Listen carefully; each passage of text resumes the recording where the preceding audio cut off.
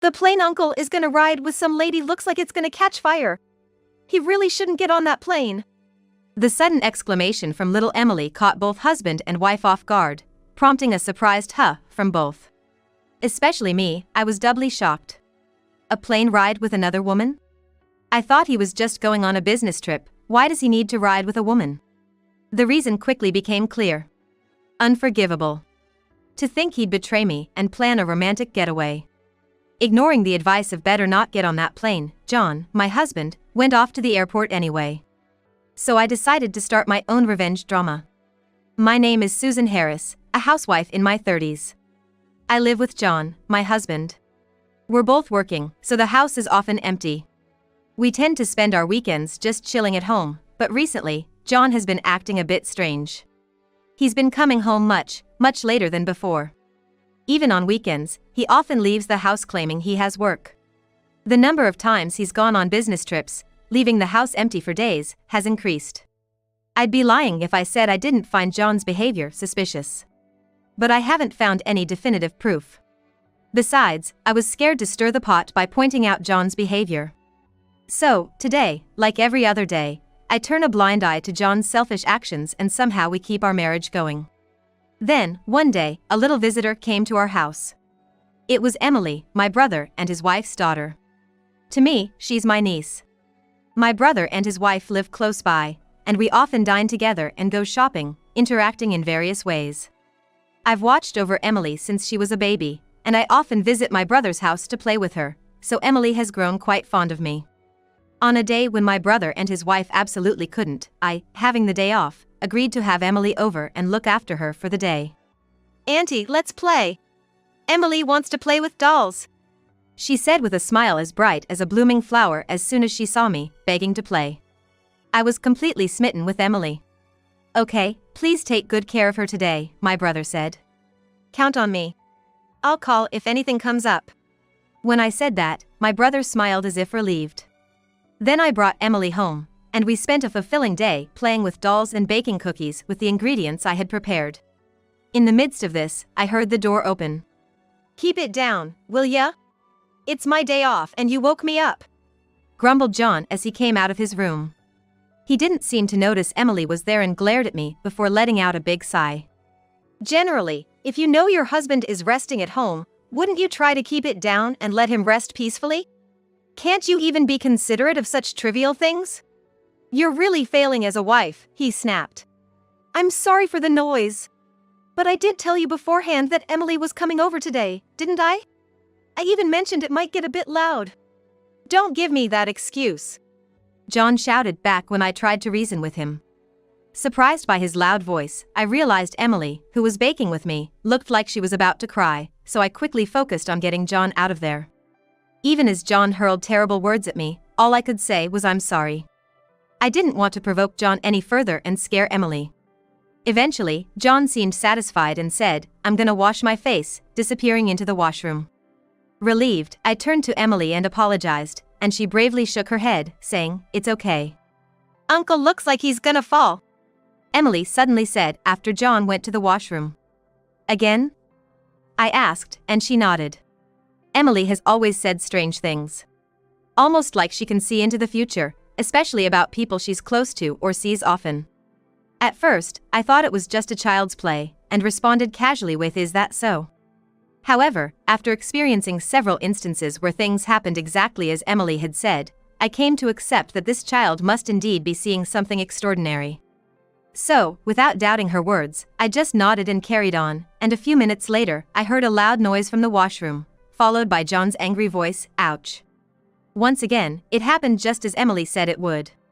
John came back from the washroom, his face red, and started hurling more terrible words at me.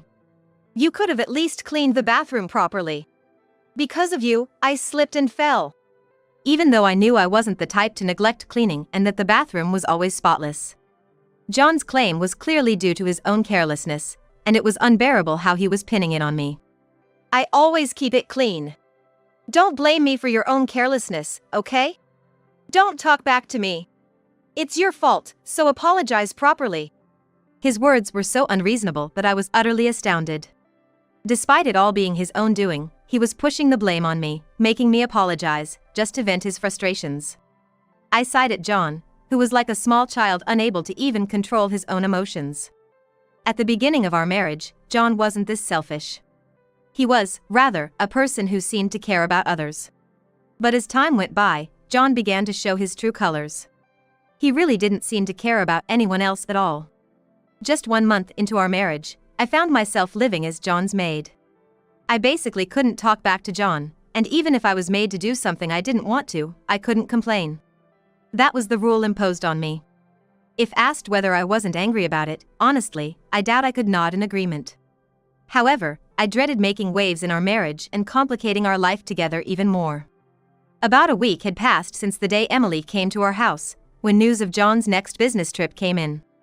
This was his 3rd trip this month, and this time he was not going to be back for about a week. On the day he was to leave, as I was helping him pack, my phone rang. Who could it be? It was from my brother's phone. Thinking something might be wrong, I excused myself from John and answered the call, only to find Emily on the line. She probably borrowed my brother's phone. Emily sounded panicked on the other end. I told her to calm down and listened to what she had to say, and then she dropped a bombshell. Uncle's plane, the one with a lady on it, it's gonna catch fire. He really shouldn't get on that plane. I was shocked for 2 reasons. Emily's words about the plane catching fire and the fact that John was boarding a plane with a woman, despite being on a business trip. It was unthinkable for him to be on a plane with a woman on a business trip. What on earth was going on? It was getting me nowhere just thinking about it, so I told John that Emily had called and said, if possible, it's best not to get on the plane. But John brushed it off. I ain't got no obligation to play along with a kid's game. Today's trip is set, no way I'm not going, and he left the house. He would surely head straight to the airport. Emily's predictions had never been wrong before. It's likely not going to be any different this time, and John will probably meet a terrible fate. As his wife, I probably should tell him to turn back immediately. But more than that, I was concerned about why he was getting on a plane with another woman. I couldn't help but feel like I needed to uncover the reason behind why such a situation had occurred. So I decided not to stop John forcibly and just watch how things would unfold. So I could be ready to start my own vengeance if need be. Sometime later, while I was relaxing at home, the word breaking news flashed on the television that I had left on. Curious, I saw that a plane that had just left Japan had crashed. I had a bad feeling, and upon checking, sure enough, it was the plane John was on. The TV showed images of the plane on fire, perhaps ignited by gasoline. Was this what Emily was talking about? Just as I was starting to make sense of it all, I received a call from the rescue team. John had been rushed to the hospital and was in a touch-and-go situation. They also asked about a woman who was with John. Apparently in her 20s and worked nights, who had unfortunately died immediately after the accident. The rescue worker had tried to contact her relatives but couldn't reach anyone and, as a last resort, asked me. Regrettably, I had no information about her and had to confess as much. After thanking me for my cooperation, the rescue worker hung up. Life-saving efforts were likely still ongoing. I couldn't help but feel sorry for those involved in the accident. John was taken to the ICU. Due to the urgency of his condition, no visitors were allowed until he was stable, even family. While I should have been upset by this, I had other things I wanted to do, so it worked out for me. I properly informed both our families about John's accident. My in-laws were especially shocked, and hearing my mother-in-law break down crying over the phone genuinely pained me. But my desire for revenge is far from over. I won't be satisfied until I've dragged him through so much hell that he regrets even clinging to life. I could never forgive John for treating me like nothing more than a maid, while he gallivanted about and engaged in affairs.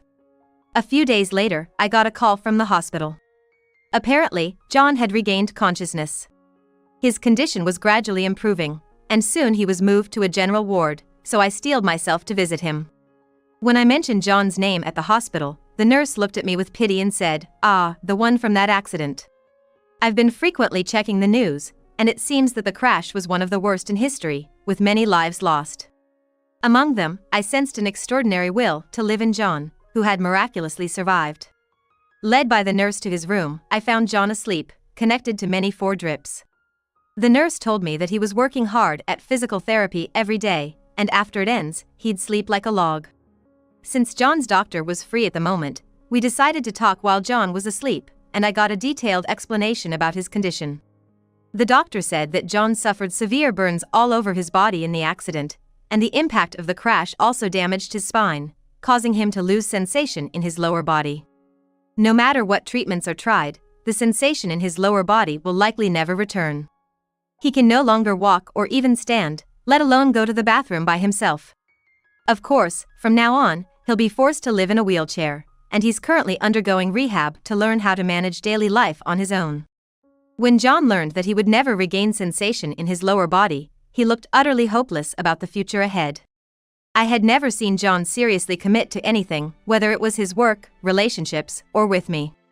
Hearing that John was diligently doing his rehab, I wondered if there had been some mistake, but John has a high pride, and he probably couldn't accept a life dependent on others, not from me.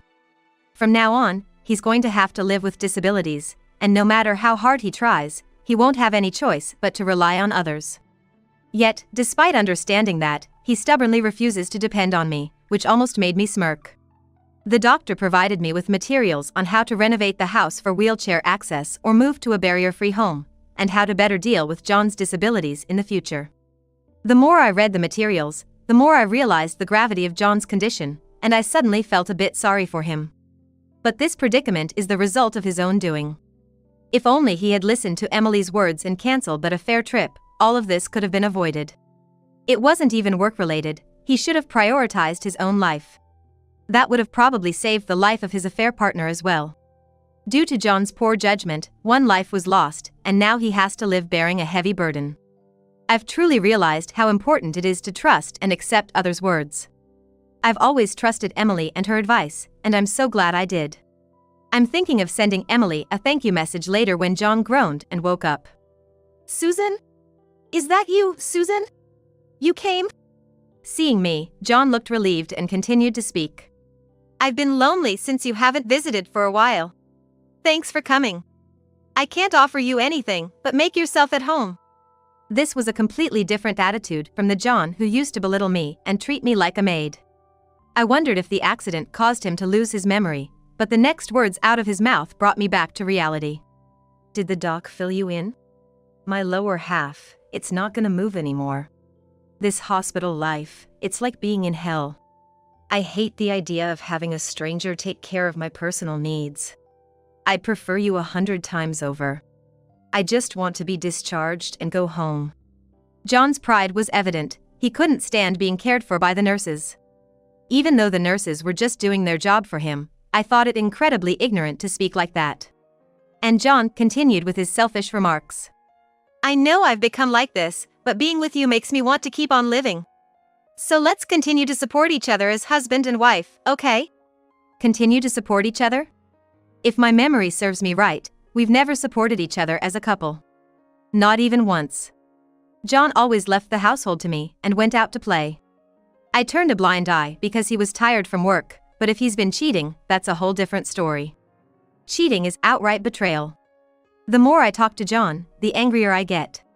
I'm overwhelmed by the feeling that I must not forgive this man. And my instincts scream to bring him down completely, so he can never be so presumptuous again. Unaware of this, John suggests, maybe we should just move, or living with my parents might not be a bad idea, as if he hasn't woken from his dream. That's why I decided to make him face reality first. Sorry, but I have no intention whatsoever of taking care of you. At my words, John's eyes widen in shock. Then, with a trembling voice full of disbelief, he scrambles for words. Don't make such a cruel joke, please. I genuinely believe that you would accept me, help me out. But to hear such a joke, it really hurts. It's not a joke at all. I'm serious. Let's get a divorce. I can't stand the thought of continuing as your wife after the way you behaved, not to mention the cheating. And I certainly won't be taking care of you. When I make myself clear, John seems to finally understand how I feel, and he starts to babble in panic. But that's just too much, isn't it? As you can see, I've become paralyzed from the waist down. I can't live on my own. I need you. Please, don't abandon me. You're all I have. Tears well up in John's eyes. He must be serious about trying to hold on to me. Never before has John tried to face me this honestly. Even when I tried to confront the issues, he would brush me off saying it's too troublesome and wouldn't even engage in a proper discussion, which is essential for a married couple. But now, he's suddenly saying he wants to talk, seemingly in an attempt to protect himself. But it's not for my sake, or because he wants us to work as a couple. It's just John being selfish, wanting me to remain as his maid, to make his life easier going forward. I have no obligation to indulge such selfishness, and there's nothing in it for me. Would the old me, who loved John with all her heart, no matter how problematic his behavior, have listened to his words and agonized over them? Maybe, if I accept John now, even if we can't support each other, we might have a different kind of marriage, a bit closer to what it should be. John has a high self-esteem and can't bear to rely on others, so even in this state, he'd probably find work and try to support himself. If there's a chance to start over, it would be now. Such an opportunity won't come again. If I abandon John here, that's the end of our relationship. We'll never go back to being a couple, and he'll lose his support in me, likely facing hardship. If I leave John now, I might be dooming him to a life of wandering, lost and alone. It's a significant decision, as a person and as John's wife. But I've already decided not to go back. Because the love has cooled, and the trust in John is gone. Sure, if I accept him now, we might talk seriously for a while, and lead a life more like a married couple. But I've grown tired from being treated like John's servant for so long. I can't bear the thought of striving for his sake any longer. Please, think it over. Without you, I really can't do anything. Look at me, I can't walk or even stand. Don't just leave a guy like this alone. John's tone is earnest. He knows if he loses me now, he's finished. It was clear to me that he was desperate to keep me tied to him here, to not let me go. But still. I'm sorry. I just can't continue with you anymore. So, please give up. With that, I stand up to leave. John looks at me and pleads, "Wait, let's talk," but I leave the hospital room without listening to his cries. Soon after, my divorce from John was finalized. A mutual acquaintance of John and me just happened to know about John's affair, and when they heard about John's accident, they testified in court, which swung things even more in my favor. John begged me not to leave him, crying until the end, but my disgust for him had grown so strong that I couldn't stand the sight of him and didn't take any of his words to heart. I was able to claim a reasonable amount in alimony, though it wasn't a large sum. However, John had to quit his job because of the accident, and now he's working at a company that employs people with disabilities, doing much simpler work, so his salary has decreased. He's struggling to make ends meet with the alimony payments and can't afford a decent life. John's parents disowned him as soon as the affair came to light, and they didn't care if he was in a wheelchair. They want him to live strong on his own from now on. As for me, I'm living a relatively happy life after divorcing John. My brother and his wife, worried about me suddenly being single, bring Emily over often, which keeps me from feeling lonely. Auntie, let's play, let's play. Emily's words were the wake-up call I needed. That's why I'm so grateful to her. As an aunt, I want to keep trying to be a reliable presence for her.